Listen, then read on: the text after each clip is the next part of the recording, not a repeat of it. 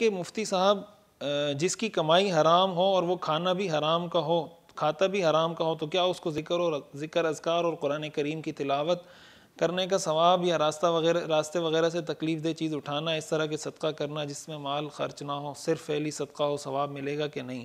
اگر نہیں تو اللہ سے ثواب کی امید رکھنا جائز ہے کہ نہیں؟ اور اگر دعا مانگی جائے تو اللہ سے دعا کی قبولیت کی امید رکھنا جائز ہے کہ نہیں؟ اس کا ذکر کرنا اور قرآن کریم کی تلاوت کرنا اور نہ کرنا کوئی اہمیت نہیں ہے۔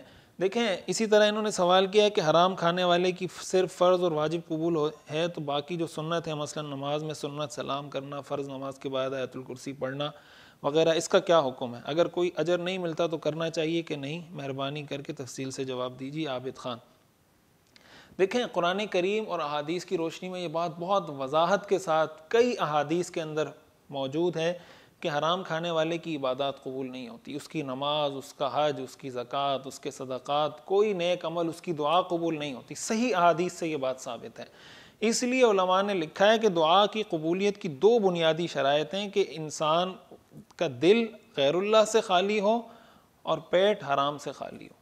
اگر یہ دو چیزیں نہیں ہیں تو دعا کی قبولیت اور عبادات کی قبولیت مشکوک ہو جاتی ہے۔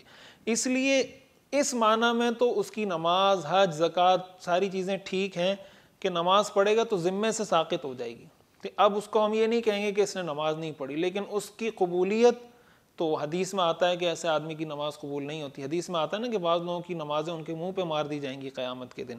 اسی طرح حدیث میں آتا ہے کہ ایک آدمی لمبا سفر کرتا ہے، اس کے بال پراگندہ ہوتے ہیں، کپڑے بالکل میلے کچیلے ہوتے ہیں، اور پھر ہاتھ اٹھا کے دعا کرتا ہے، یا رب یا رب ومطعمہ حرام ومشربہ حرام فأنی یستجاب لہ۔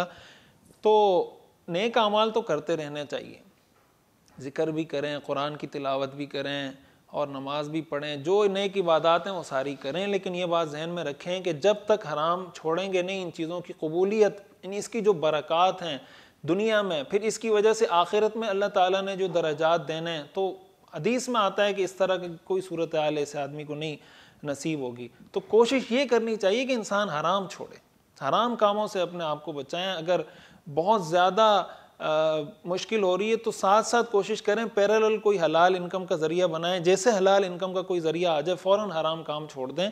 اور اگر حرام کے ذریعے 1,00,000 کما رہے ہیں، حلال کے ذریعے 20,000 بھی مل جائے، تنگی برداشت کر لیں، مشقت برداشت کر لیں۔ یہ دنیا کی تھوڑی سی تنگی، تھوڑی سی مشقت، تھوڑی سی تکلیف، اللہ تعالیٰ اس کی وجہ سے بہت ساری برکتیں، اولاد کی برکتیں اور اولاد کی نعمت سے جو فوائد دنیا اور آخرت میں ملنے، اللہ بہت کچھ عطا کرے گا۔ تو اس کی نیت کرنی چاہیے کہ انسان کوشش کرے کہ حرام سے اپنے آپ کو بچا کے حلال کی طرف آئے، لیکن جو نیک کام ہے اس کو بہرحال کرتے رہیں، اس نیت سے کہ ہو سکتا ہے انہی کی برکت سے اللہ حرام سے میری جان چھڑوا دے۔